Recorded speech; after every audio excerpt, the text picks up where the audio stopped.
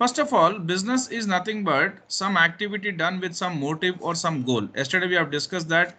See, some people, they engross themselves into certain activities, or they keep themselves busy for to achieve something. Okay, so there's an entrepreneur who, like, entrepreneur who keeps himself, or who always keeps himself or herself, whatever, like the entrepreneur is, like it can be a man and a woman, anyone, they keep themselves busy into some activities. Okay, whereby they, employ certain resources for performing that activity, like I'll say 3 M's: man, machine, money.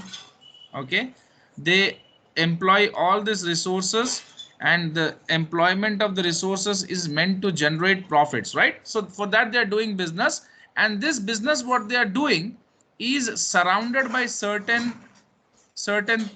things. So if I have a shop here, or a factory, or a company, and whatever is surrounding me, okay, is nothing but I am surrounded by certain other businesses, certain establishments, or anything. So I am in a environment, or whatever is surrounding me is the environment I have around me, right? So I can say that as environment. So what is environment?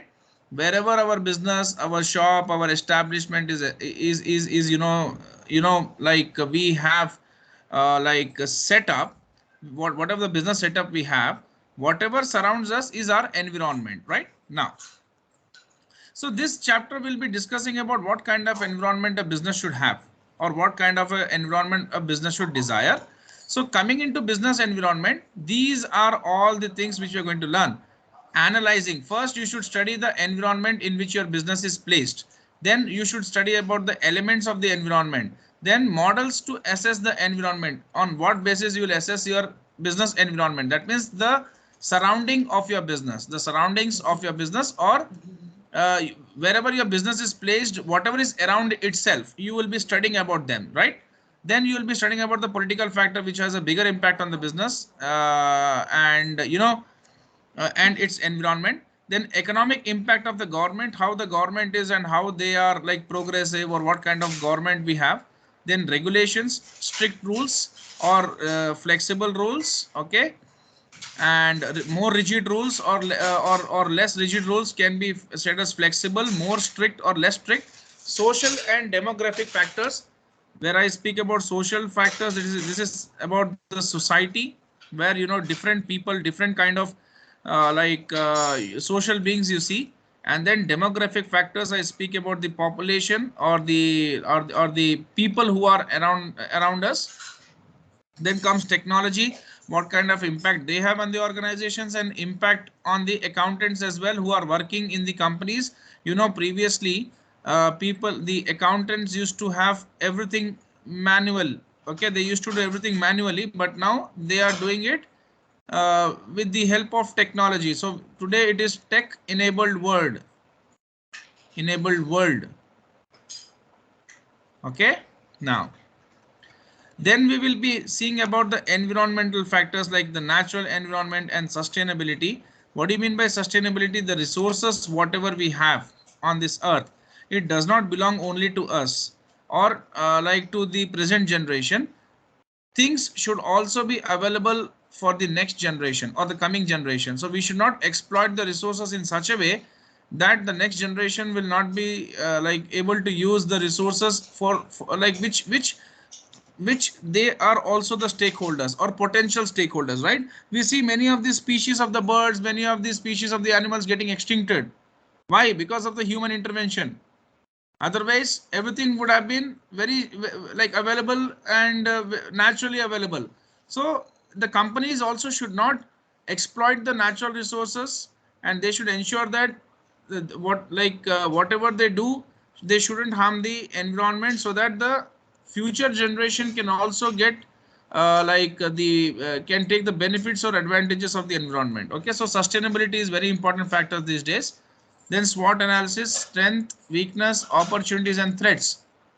This is called SWOT: strength, weakness, opportunity, threats. So all this has to be again seen. What are the strengths of an organization? Where the organization is weak, where the what opportunities an organization have, and what are the threats an organization have, right? So converting resources, the value chain, we'll be seeing the value chain, how the value gets added to the product or goods what you are selling or producing, and then competitive forces. Let's go ahead into the topic now. This is the diagram which shows you about the environment, and you can analyze or study the environment around you or around your business. In the sense here, you in the sense business, right? So this is an organization about which we have studied in the previous chapter. The previous chapter was entirely about the organizations. Now this is the environment which surrounds this organization, or the organization is surrounded by these and this particular environment. So what you see around the business organization, you see the materials which are supplied by the suppliers to the organization as an input, labor work in the organization, and they are also available in the environment. That means the surroundings have the labor force as well, who can be employed by the organization. Then capital can be available to the organization from the financial institutions or from the public. And then organization has to give what to the customers, goods, with from the raw material what they have, they'll be converting. The raw material can be termed as an input, right? The input will be converted into output, and those output or whatever the finished goods what we are discussing right now will go to the customers. And also in this process, pollution will also be the one thing which will which is an adverse factor, which will by default happen, because companies, when they produce certain goods, pollution would definitely be there. Then laborers who are working here, they are engrossed in their activities in the organization, will get reward in form of wages for whatever the capital you put into the organization. This capital can be invested by the shareholders, right? And they will get profit from the companies, like whatever the profit the company makes, they'll get their share of profits. This organization is not only surrounded by all these factors what I'm showing on the screen, but also it has a very competitive environment around it. That means this organization is surrounded by its rival organizations as well, right? Then technology also is an important factor with which this organization is surrounded. And then society and culture, and the general environment, and the macro environment, that is like this is related to the various factors which are a part of the economy. So macroeconomics deals with the economy as a whole, you should be knowing this fact, right? And the physical environment, right? Physically things are existing. Now, so the general environment which we are discussing right now covers all the political, legal, economic, social, cultural, and technological influences in the countries in which an organization operates. So this is very clear. Now there's an activity one. I want you to put your emphasis on this relevance of the environment. Consider a company specializing in building houses. So I will take some builder Tata projects. They are specialists in building houses. Generate as many ideas as you can as to factor in their environment that affect their business.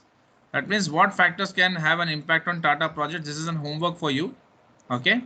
Now, in the sense you should be developing your thought process. You write and send the answer to me. Don't worry. We will have a discussion on this, right? That means you put Tata projects as an organization here, and you see from where they can get material, who can supply them. You can frame your own answer right now. And every factor, general factor, political factor, legal factor, and the manpower is available who can work in the Tata projects, all these things you should be putting. Now, models to assess the environment. First is spectral analysis. This is the analysis with which you can study the environment or do the assessment of the environment. Textile is nothing but political, economic, social, cultural, fashion, technology, environmental, legal. Every organization is surrounded by all these factors, and all these factors should be considered while you start a business activity. For example, if I want to start my business in North Korea, now I want an answer from all of you. Can I start or shall I start from there? Shall I go and set up a factory in North Korea? Everyone should give me an answer. Try to give me an answer. Come on. I'm asking you a question. I don't want a dumb class, please. Okay. Shall I set up my business or factory in North Korea as a country? Will it be acceptable to you as an investor? I'm asking. Do you have an idea about North Korea? What kind of government they have in North Korea? It is ruled by a dictator. Yes, sir. Okay. And do you want to go to a country whereby the dictators rule the nation? There will be it is like what is printed in our media is like dictator, right? So no one would be wanting to go to that country because the risk is very high, and almost all these factors are lacking.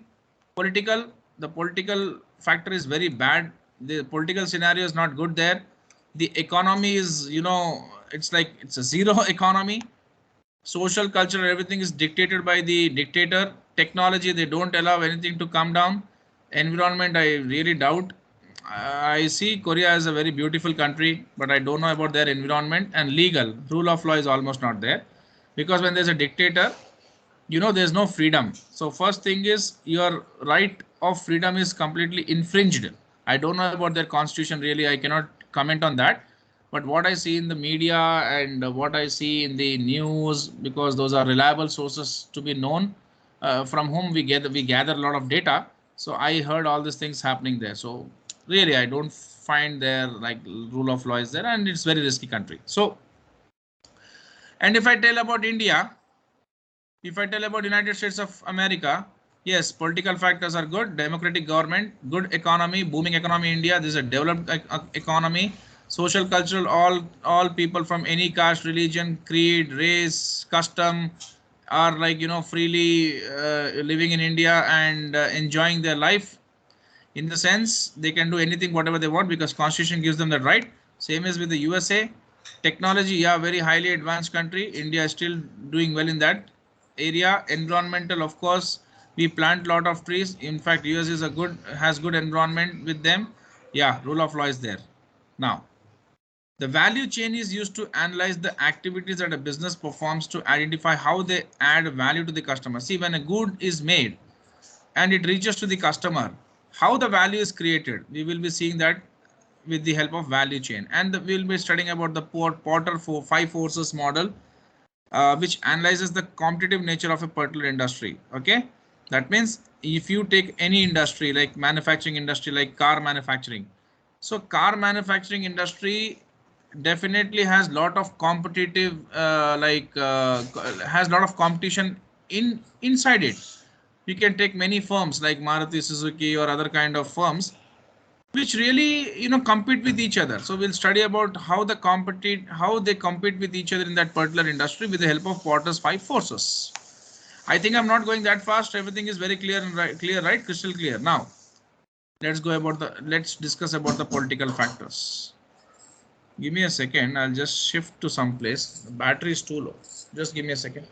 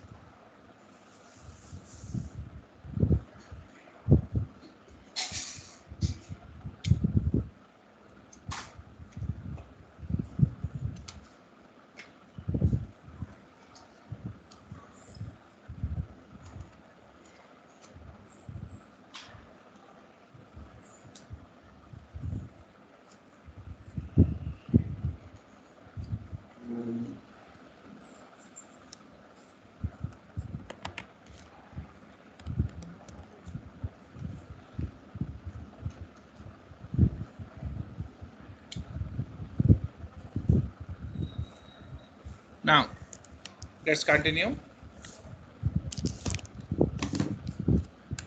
So political factors.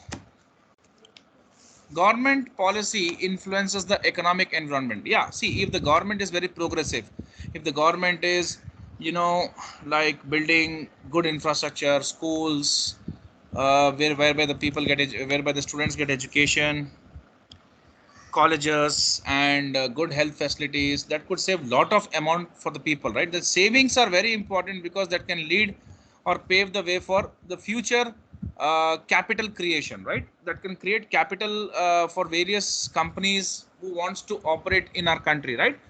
So it depends upon the government and the taxes as well, how much they levy. If they levy too much taxes, less savings, and less savings, less demand in the economy. Why less demand? Because if you have less savings, you really are facing financial trouble, right? You have like cash crunch, so you cannot spend freely, or you will not be buying the goods very freely, and that is not good for the economy. So less taxes, more savings, more demand, and more, like booming economy. So that is what all these things depends upon the political factors, how they frame laws, and how they, like treat people, and what benefits they give to people, etc. So during the COVID-19, what happened during the corona virus, which was there in the 2020, the housing sales in India gone to negative, because no one was ready to buy the houses. They were not able to, run their day affairs very easily. They were struggling with their daily course, in the sense, uh, I mean to say, running the family itself was not that easy during the COVID days. Immediately, how will they buy houses? But what government did, they reduced the interest rates. Home loans became very cheaper. So when the interest rates is reduced, then that creates lot of demand for houses, because housing loan is very cheaper. So people are already paying rents. So someone is paying a rent of 30K for 2 BHK, and if his EMI for, if he has taken a loan of 45 lakhs, and he has bought a 2 BHK flat, and he is paying a monthly EMI of 30K, he knows that he has to pay this 30K for his entire lifetime to the landlord. Same thing he will, if he pays for 30 years to the banker, if he takes a loan, and the EMI if he pays to the banker, then what? Then the thing is he will be going for this, right? Maximum cases, the people who are very emotional towards buying houses, in the sense they find like a sense of security and stability if they buy houses, so they'll go for the second option, because however they have to pay that 30K in whatever case. So here also they are paying 30K, and the housing, the demand for the housing, or the residential flats or properties have gone drastically very up. Why? Because the demand got created if the interest rates have gone down, the money supply has increased, people started taking loans, right? Because demand was very high, and that was the case, whereby the housing sector again got stabilized. Now, political instability is a cause of risk, as it means, I gave the example of North Korea, that businesses long term plans cannot be achieved. Different approaches to political environment apply in different countries. International trade is subject to a further layer of international law and regulation. Now, economic impact of government. See, Porter notes several ways whereby the government can directly affect the economic structure of an industry. So, how the government can have an effect on economic structure of the industry? Capacity expansion. See, government policy can encourage firms to increase or cut their capacity. So in UK, tax system offer capital allowances to encourage investment in equipment. What do you mean by capital allowances? Depreciation. See, whenever you want to start a business, you want to buy a machine. Okay, that machine will be coming under the category of property, plant, and equipment as per the ACCA financial reporting subject. We will be learning it when you'll be doing financial accounting subject as well. Okay. So whenever you buy a machine or plant or whatever, you depreciation is what you incur as an expense. This depreciation can help you to reduce your taxes. Okay, this depreciation can be utilized by the SSE or or someone who owns the company to reduce their tax liability. So that is called as a capital allowance. They can reduce their tax liability with the help of this expenditure. That means if the taxable income is $100,000, 30% is the tax rate in the economy, and if the company has to pay taxes, they have to pay 30% of this. It is $30,000. But depreciation, let's say, is 10,000. So if I take $100,000, 10,000 I can remove from this 100,000, which is taxable income. Because I got this, I can use this expenditure of depreciation to reduce my taxes. This benefit the government is giving me in form of capital allowances. Okay, so I get 90,000, and I'm paying the taxes on this 30%, which is 27,000, and I am saving a net amount of $3,000 here. That is what the benefit I can get if government gives capital allowances. Now, variety of incentives government gives funded by EU, European Union, and national governments exist for locating capacity in particular areas. So if they will give you a lot of incentives, like if you want to start a software company in Hyderabad, you can opt for certain areas like high tech city or Kokapet in the coming days, whereby the government will give you a lot of subsidy or incentives to put your companies there. They'll give you cheaper resources. They'll be giving you subsidized lands, etc. So you can set up your factory there, or your software company there. Zahirabad is coming with NIMS, national manufacturing zone. It's going to get converted into national manufacturing zone, whereby the manufacturing industries will get a lot of incentives. Incentives are used to encourage investment by overseas firms. Yeah, so the foreign companies definitely look forward for all these incentives to set up their shop or companies in countries. India gives, so in India also, India is giving like under PLI scheme, like Prime Minister, this is like production linked incentive scheme, which is the Prime Minister's initiative to pull lot of investors to India. Demand, government is a major customer. Yeah, many things government also buy, so that creates demand, right? So these handicrafts, handlooms, now all this, the Prime Minister has taken initiative that they will be coming out with all these exhibitions and all stalls, exhibition, and they are encouraging the local handicrafts or weavers to make some local products, so that can be displayed in those exhibitions. And government is a major customer of all that. Government will buy that, and government will try to help this small scale industry or weavers or some people to get some livelihood. Government can also influence demand by legislation, that is setting some rules, regulations, or laws, and also tax reliefs or subsidies. They can give you some subsidies, some tax reliefs. Like I said you right now, interest rates were reduced, that created demand, right? So governments can do that. They have the power. Then emerging industries can be promoted by government or damaged by it. Yeah, if it's a good government, the industries or the companies will grow. If the political environment is not good in a country, then the industries or companies will not grow. Entry barriers. So government should not discourage firms from entering into an industry. That means should not keep any kind of create any kind of hurdles by making certain strict rules. And they should not stop the overseas companies also coming to India by putting more tariffs or quotas, giving some quota to domestic firms, domestic market. It should be a free environment, but sometimes governments do that for the domestic, so that the domestic manufacturer should not be should not be complaining them that the government is not supporting them because they are the voters to the government, right? And competition. The government's purchasing decisions will have a strong influence on strength of one firm relating to another in the market. Example, ornaments. Regulations and controls in an industry will affect the growth and profits of industry. Example, minimum product quality standards. So if they put lot of regulations, then what happens? The sales would be, the production can be impacted, right? And profits also. If I have to give something of utmost high quality, I have to buy very costly raw material to do that.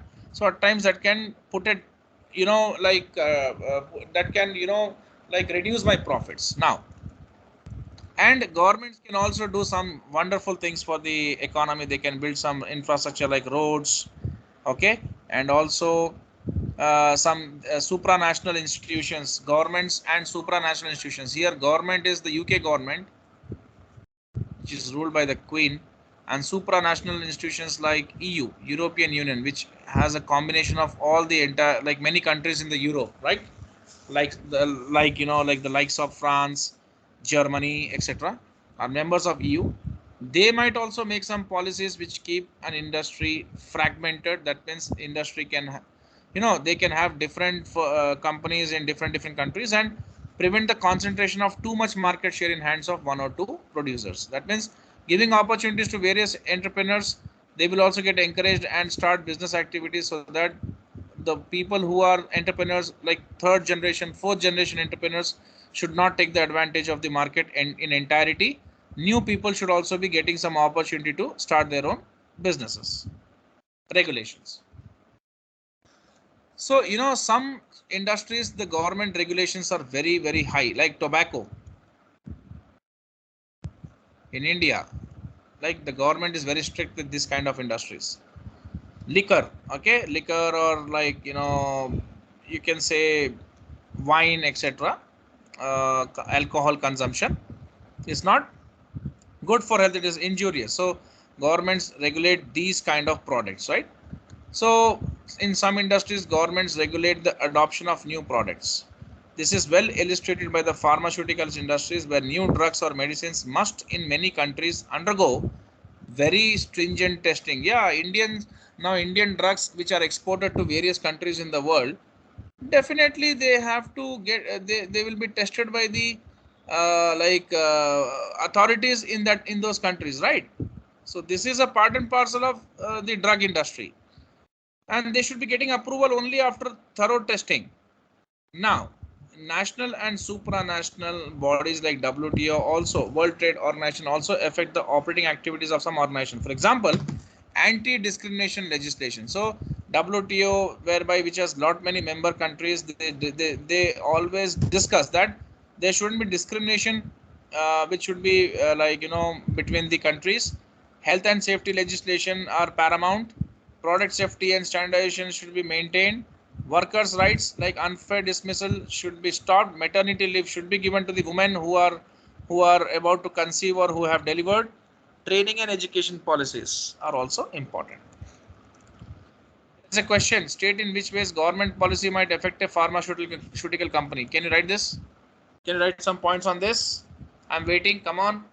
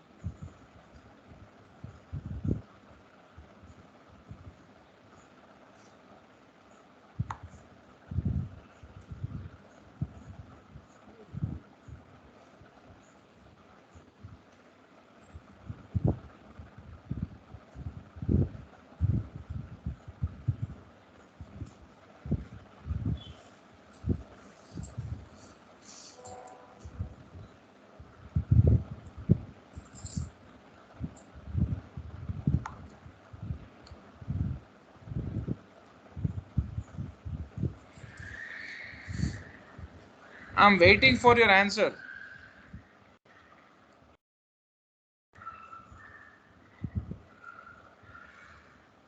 Come on, just tell me what answer can you just give to this? State in what ways government policy might affect a pharmaceutical company.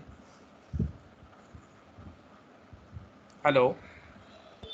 See, if you people are Yes, sir. not having a thought process, or you can't answer, then how the things will move? Think these are general things. What? See, first of all, whichever pharma industry wants to set up their factory in a country, government will ask them to first, get themselves authorized. First point. First, they should get registered. That's a secondary matter, but they should only sell authorized drugs.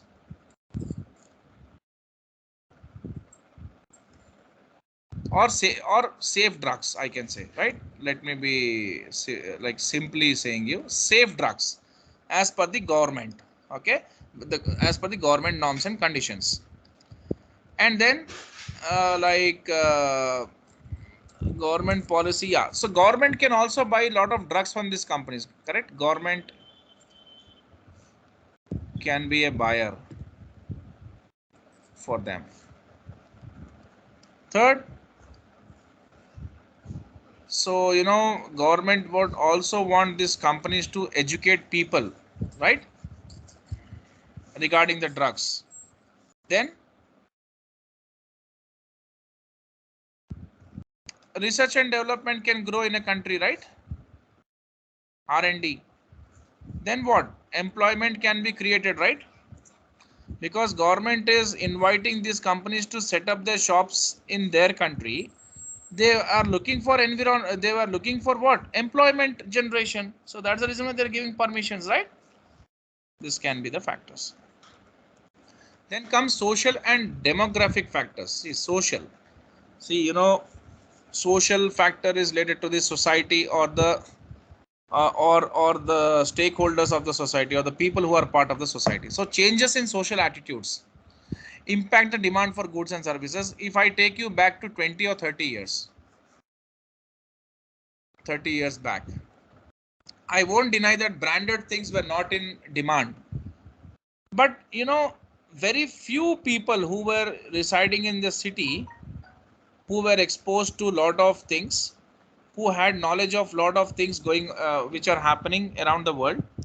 Because in cities are the main like the places where a lot of people socialize.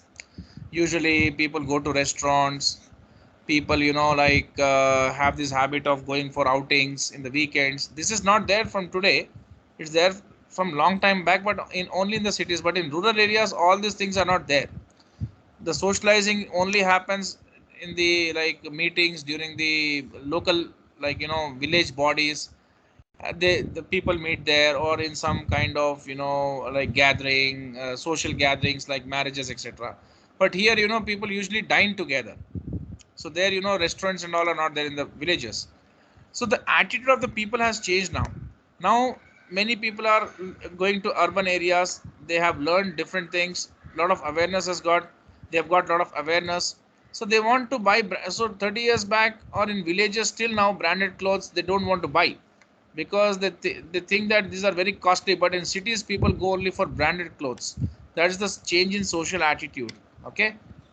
And then what happens when the demand for branded clothes are growing, then definitely those clothes will be made in India. So a lot of companies have set up their shops in India, or companies in India, and they're manufacturing in India because the demand for those goods are there now. And also new opportunities get created.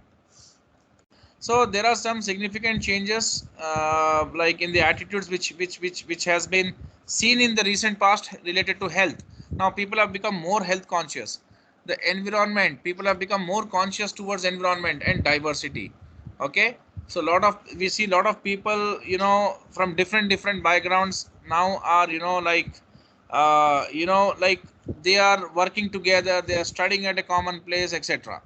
So changes in the population can influence businesses over long term. For example, the large spike in birth rate after Second World War in many countries has meant that these countries now have a larger number of senior citizens, and many countries are experiencing a fall in birth rates. So what happened? So population patterns are changing, right? So changes in population can influence businesses over long term. A small example, a spike in birth rate after Second World War. Suddenly many people were born in many countries. And what happened? Now those countries people have become senior citizens. But in India we see, like many youth we have today, India and China are a different kind of cases. But Europe and all, they are having aging citizens, aging people, right? And there the birth rates are less, because aging population, how come they can produce, right? So organizations are impacted by social and demographic factors in two ways. Population effects on organization supply of labor. If there's lot of people in a country, if the population is very high, labor supply will be easy. Like in India, unemployment problem is also there. That's a secondary factor, but supply of labor is very easy here. People are available and ready to work. Hence, the policies towards recruiting and managing human resources has to be made. Social and demographic factors influence the buying behavior of individuals and households, of course. Impact on labor force. Organizations must take account of a range of factors when managing its labor force. What skills do we need? So that like based upon the skills, people will be recruited or people will be retained, and people will be given work, so that will motivate them. What skills are available internally and externally should be assessed with respect to labor force, which are a part of the business environment. And how does the education system contribute to our labor supply? Impact on buying behavior. See, the impact of social and demographic trends on business include growing markets. So when markets are growing, people go for holidays, and sports related goods are also sold a lot. Now people want to wear more sports wear in India. Employee health and its impact on employers productivity. Declining markets for unhealthy products, okay, can be seen, because many people who are studying and who are educated will not be taking more of tobacco. Consumers switching to products that conform to their beliefs, like electric cars, because now people believe that they don't want to pollute the environment, so they want safer cars, environment friendly cars, and more flexible working patterns. Now in India, people work for 8 hours or 10 hours. In US, it's a developed country, you can log in any time in a day, but you should do your 8 hours job. That is what they mean, finished. Now, and here, weekend holidays etc for people working in the organization is also something which we see. Right now, just a second.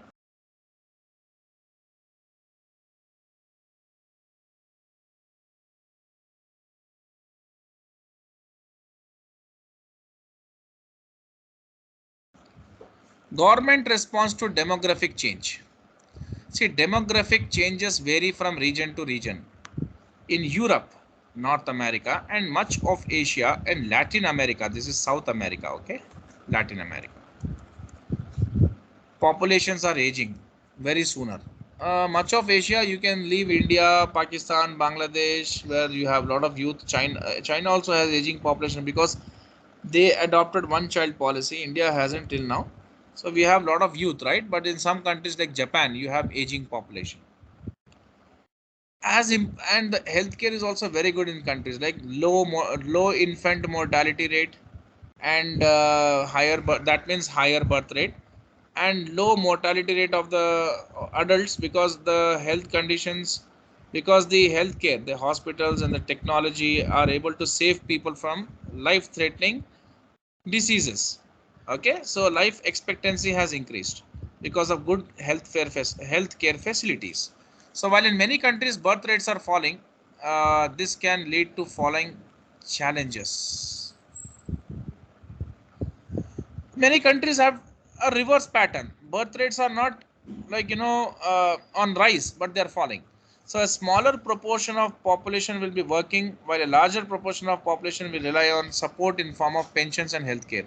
If lot of birth rates are falling, that means rise in birth rates is not seen. That means aging population. So those people will not be now able to work, right? Because they are now aged people. So large proportion of population will rely on pensions and healthcare. There may be a shortage of labor as number of people of working age falls due to aging population. And governments need to plan for these long-term changes. Measures that government might take include encouraging people to work beyond the statutory retirement age. So in India, the retirement age is 58. In such countries whereby the aging population, you find they can work till 65, maybe because there are no youth to take the position of these people.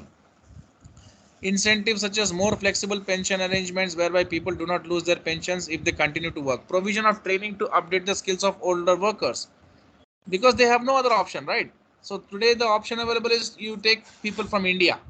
That's the reason why people from India are everywhere in the world. because we have a lot of youth and they can work for cheaper rates, right? India, Philippines, and other countries, Bangladesh, etc. Increasing the statutory retirement age to reflect longer life expectancy. But in some countries, particularly like African continent, a huge increase in birth rate is forecast because there they don't have family planning and all this stuff. So that is expected, and which will lead to growing and much younger populations. This will mean that a higher portion of population will be of working age. However, governments will still have challenges and will need to ensure provision of sufficient housing for larger populations, because that is a challenge for African continent like India, where the population is very high. They have to provide a lot of facilities, right? Pursue policies that will lead to growth in jobs. So they should encourage foreign investments in their country and providing relevant education and training to give workforce the skills they require. Okay, that will be again a big challenge. They have to build schools, training centers, and skill development centers, etc. So we will stop today here. We will go for the next topic tomorrow, technology. When there is a big chapter, it will take 2 days. When it's a small chapter, I can wind up in 1 day. So you read till here. Let's continue this and finish this tomorrow. Thank you so much.